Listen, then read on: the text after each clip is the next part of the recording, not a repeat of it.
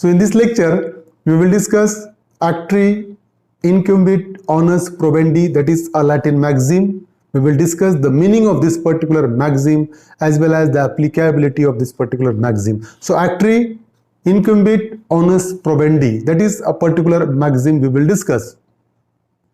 So the very meaning of this particular maxim is the burden of proof lies on the plaintiff. So the meaning of this particular maxim is the burden of proof lies on the plaintiff. Suppose if any person filed a suit before the court of law, suppose if I filed a suit against the defendant for trespass to land, then the burden of proof lies on me to prove a unlawful entry of the defendant, then only I will get a compensation, otherwise not. तो जब कभी भी कोई person suit file करेगा, चाहे वो trespass to land के लिए हो, चाहे वो डिफेमेशन के लिए हो, चाहे वो न्यूसेंस के लिए हो, चाहे वो नेग्लिजेंस के लिए हो, तो जो प्लेंटिफ जो सूट फाइल कर रहा है उसी पर बर्डन रहेगा प्रूफ करने का।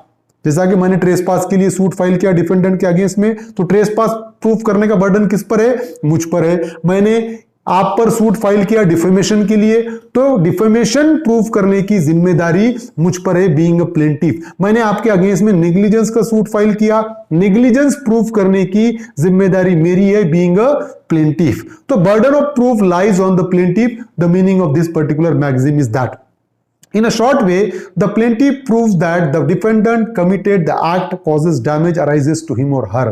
So in a short way, the plaintiff has to prove that due to the act of defendant, I have sustained a certain kind of loss. है ना? प्लेंटिफ को क्या प्रूफ करना पड़ता है कि ये डिफेंडेंट के एक्ट के वजह से मुझे ये लॉस हुआ, है ना? जब तक वो ये प्रूव नहीं करेगा, he will not get a compensation. कि जब तक वो प्रूव नहीं करेगा तो उसको कंपेंसेशन मिलेगा क्या? बिल्कुल नहीं। तो मुझे अगर कंपेंसेशन चाहिए बीइंग अ प्लेंटिफ, तो मुझे डिफेंडेंट के रॉन्गफुल एक्ट को प्रूव करना पड़ेगा।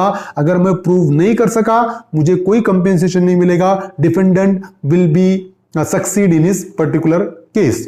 Plaintiff can not win the case by mayor filing a suit.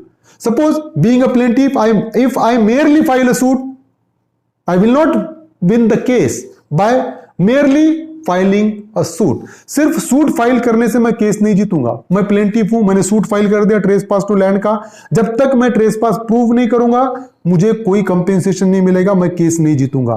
तो मुझे अगर केस जीतना है तो मुझे क्या करना पड़ेगा? प्रूव करना पड़ेगा डिफेंडेंट के रॉन्गफुल एक्ट को। सिर्फ मैं सूट फाइल करके केस नहीं जीत सकता। Plaintiff has to give supportive evidence to prove his claim.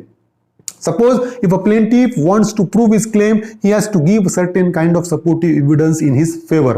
तो अगर मुझे केस जीतना है बीइंग अ प्लेंटिफ, तो मुझे कुछ ना कुछ एविडेंसेस देना पड़ेगा जो मुझको सपोर्ट करे, तभी मैं केस जीतूंगा, अदरवाइज नॉट।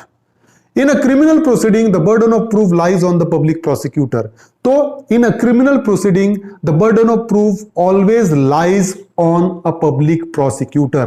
तो क्रिमिनल केस में फॉर एग्जांपल पब्लिक प्रोसिक्यूटर का ये कहना है कि ए ने मर्डर किया, तो पब्लिक प्रोसिक्यूटर की ड्यूटी है ये प्रूफ करने की कि ए ने मर्डर किया।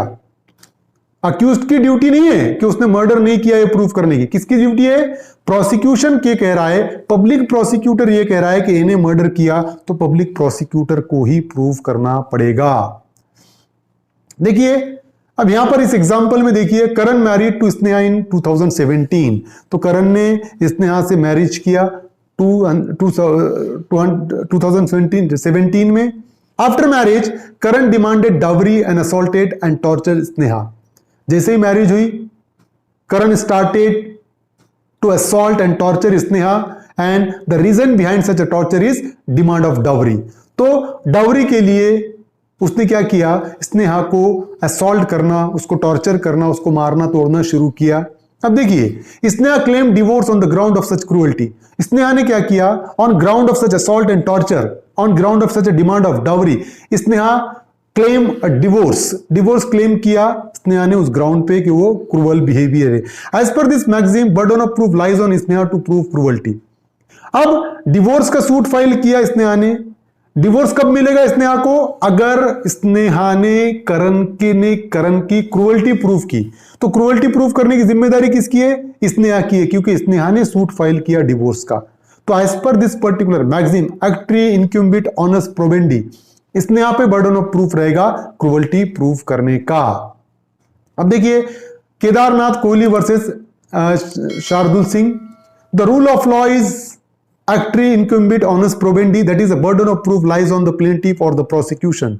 यहां पर कोर्ट ने यह कहा कि बर्डन ऑफ प्रूफ प्लेंटिफ पे या प्रोसिक्यूशन पे रहेगा रूल ऑफ लॉ के हिसाब से। The plaintiff case has to stand on its leg and plaintiff cannot claim his claim to be established on account of weaknesses of defendant case. So plaintiff's case must be established on its own legs.